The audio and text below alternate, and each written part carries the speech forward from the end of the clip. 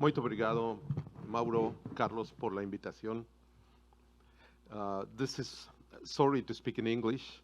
We were talking in the lunch that Peço desculpas por falar em inglês, nós estávamos falando em almoço e não falar em espanhol, mas vocês falam em inglês em vez de espanhol, mas é como foi definido. Enfim, eu também gostaria de agradecer pela organização, pelo convite, e nos últimos estivemos juntos nas últimas 3 reuniões. Então, minha tarefa hoje é falar um pouco sobre NUCs e não NUCs no tratamento atual. Eu vou começar com o meu conflito de interesse. Eu trabalho para várias empresas farmacêuticas e vai ser mais fácil porque alguns dos meus colegas prévios estavam falando sobre isso. Nós vivemos atualmente em um mundo integrado. E se você olha as diretrizes nos países latino-americanos mais desenvolvidos, a maior parte recomendam um inibidor de integrase como primeira linha, mas se você olhar um pouco na América Central, isso não é o caso. Na América Central, eles ainda estão usando muito o efavirenz e o detalhe é que um tamanho não serve para todos.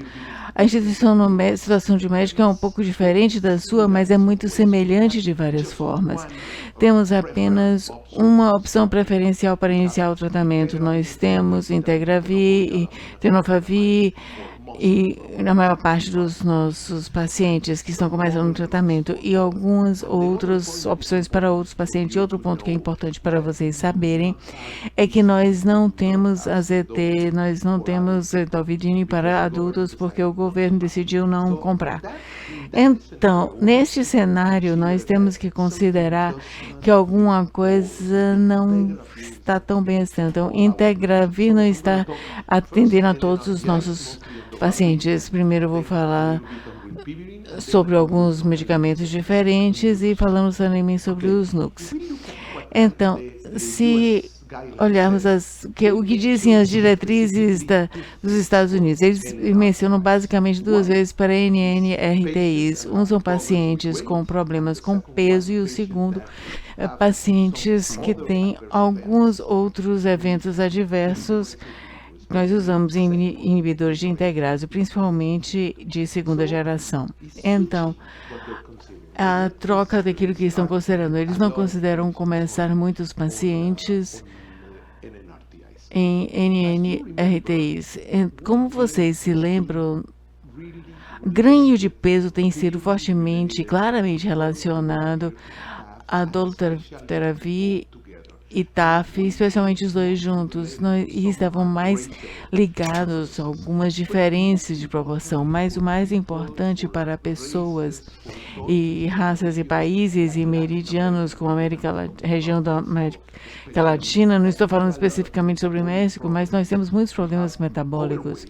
Nós temos sobrepeso e diabetes, e México é o 2º país em todo o mundo com mais pessoas obesas. Então, nós temos alguns problemas relacionados a esses medicamentos que são ligados a ganho de peso, não só com isso, mas com síndrome metabólica, com a doença cardiovascular de alto risco e diabetes. Então, isso é importante para considerar no uso de inibidores da integrase. E como vocês podem ver aqui, inibidores da integrase criam mais ganho de peso do que outras classes de medicamentos, especialmente inibidores de integrase de 2ª geração e especialmente o TAF, e quando estão juntos num tratamento.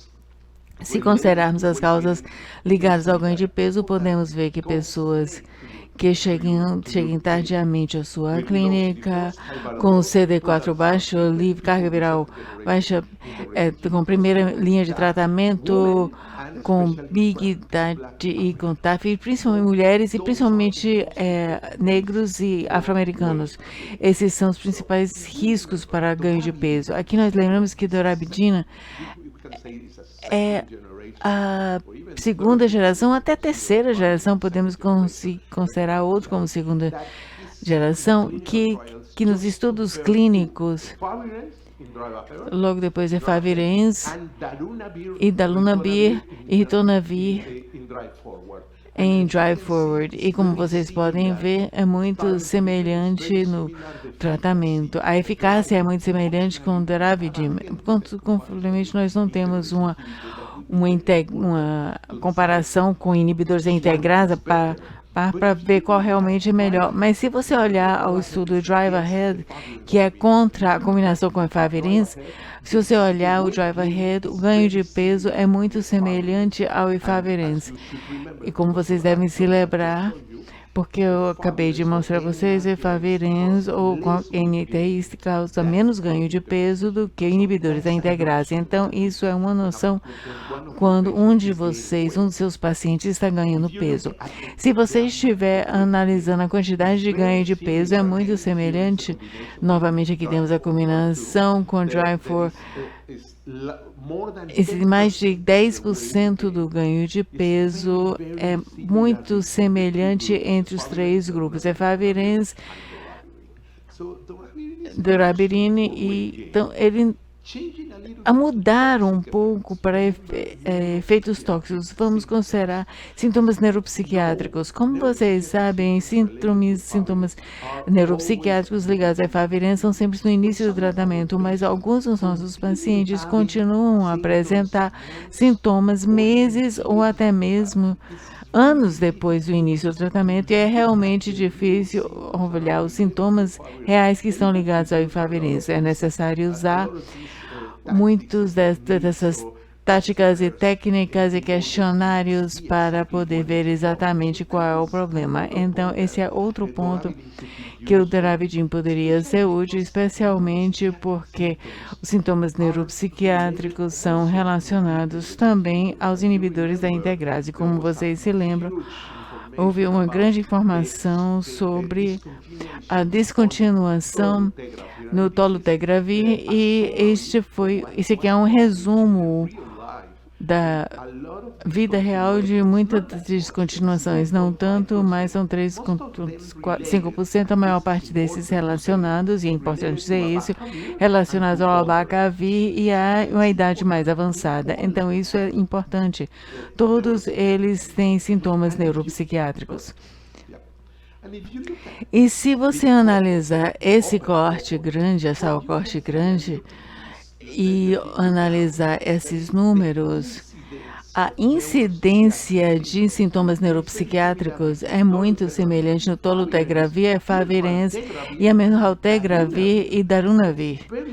É muito semelhante a maior parte dos problemas em ansiedade, de depressão, ideação suicida, a incidência é menor que 10%, mas o mais importante é que a descontinuação é menor que 1%. Então, isso não é um grande problema, mas é um problema que você pode ver na clínica. Nós temos muitos pacientes começando com pitergravir e tendo uma grande depressão, e aí eles vêm e pedem, acredite, eles vêm para pedir, por favor, me coloque de volta em efavirenz. E você diz, eu não estou acreditando nisso, quero usar efavirenz de novo. Mas acontece. Nesse caso do Duravidim, se você comparar com efavirenz, tem menos tontura, menos distúrbios do sono, menos depressão, menos transtornos psicóticos. Então, essa é uma opção para pessoas com sintomas neuropsiquiátricos. Em países onde eles colocam pacientes em efavirenz, eles têm muitas resistência transmitida, e Mônica Gandhi mostrou essa manhã. A Duravidim é outra opção. Tinham mutações como L101 ou K103N. Estes não são relacionados à resistência ao Duravidina, e essas mutações que têm relação com a resistência ou a eficácia com a Duravidina, como 188, 188Y, 188L, é muito raro em todas as resistências levantamento de resistência transmitida globalmente. Esse é outro ponto. A doravirgina pode ser um bom medicamento para iniciar um NRTI quando você tem resistência transmitida significativa. Outro ponto que eu gostaria de cobrir com doravirgina é com a resistência a múltiplas drogas, porque nesses pacientes nós temos que estudos de eficácia que são muito boas, mas você pode seguir um pouco adiante do trio antigo, coetavirina, raltegravir e DRV, e esses são os números de comprimidos para um novo 3D, que é doravirgina, dolutegravir e dusturanavir. E nesse sentido, a doravirgina é muito útil. Então, em torno de 1.400 pacientes, e quando nós comparamos a resistente em doravirina, que vocês veem na parte inferior da slide, e a doravirina em experiências com múltiplas drogas, que é muito semelhante. Então, nesse sentido, nós podemos usar uma droga que seja um comprimido a menos do que a doravirina. Então, essa outra opção. Doravirina é uma boa droga, mas não é tão potente assim, e não é uma droga de barreira genética importante, mas é uma droga que nós podemos, em alguns casos, como aqueles que eu mencionei. Então, outro INRTI, eu não mencionei esse medicamento para outros casos, como pacientes que estão iniciando o tratamento, pacientes que precisam tomar ele com uma grande refeição. Alguns pacientes têm muitas interações, pacientes com mais de 100.000 cópias não pode começar com lipivurina, mas agora a lipivurina vai ser muito popular por causa das injeções, por causa Eu lembro que as classes Q2M mostrou que a eficácia de a cada 2 meses é muito semelhante. Então, pacientes estão pedindo a caborilp em doses intramusculares, alguns em soluções, porque a Alicia mencionou anteriormente que eles estão procurando por algumas novas aplicações para esses medicamentos, não de no Alexo. Isso poderia ser uma solução. E nesse caso, um ponto importante é que um dos fatores que pode criar uma falha no tratamento de caburite se baseia na resistência à ribavirin. Então, nós vimos que a resistência transmitida não é importante, mas nós já usamos alguns INRTIs, e você já pensando em usar isso, é importante pensar em caburite, porque existe a resistência e isso pode afetar a eficácia dessa combinação. Por outro lado, esses pacientes que falham nessa combinação têm muita resistência, não apenas para os NRTIs, mas também para os inibidores de integrase, e isso é extremamente importante, porque, como eu mencionei esta manhã, carbo não é um integravir, não é bictegravir, carbo tem uma barreira genética mais baixa do que a segunda geração de inibidores da integrase. Então, alguns pontos importantes: a doravirina pode ser usada em pacientes que estão começando, em pacientes neuropsiquiátricos e aqueles com ganho de peso.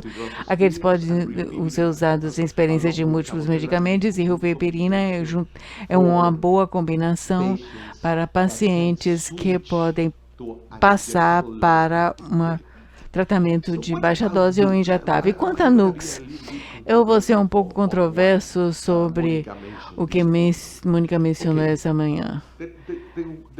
Então, a guerra para mim é entre tenofovir e tenofovir.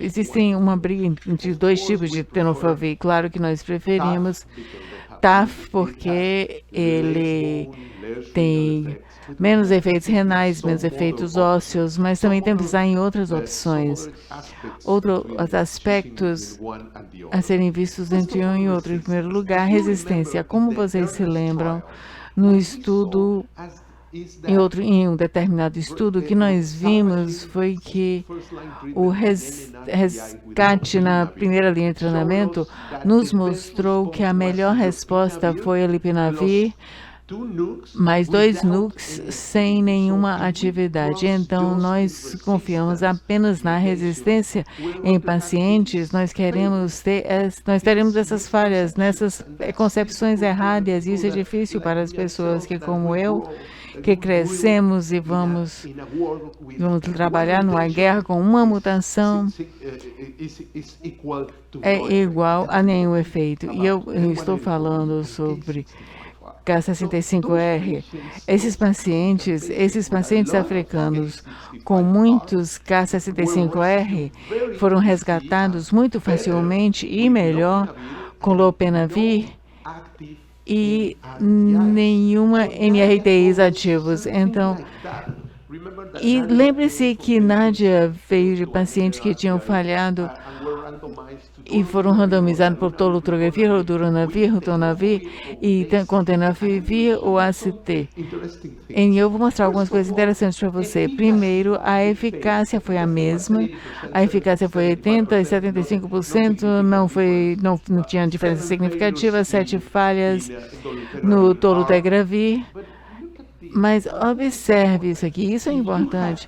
Você tem casos em a resposta é muito semelhante, um pouco melhor, até mesmo com tenofovir. Se você tiver 88V, a resposta é melhor com tenofovir.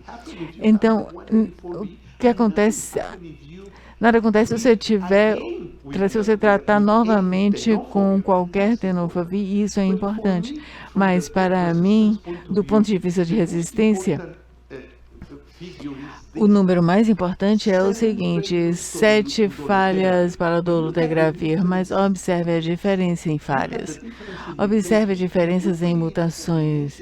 Se você falha numa combinação com AZT, você vai ter muitas mutações com resistência ao bictegravir, com resistência ao dolutegravir, mas se você usar tenofovir, você vai ter menos resistência cruzada. E isso é muito importante porque nós estamos usando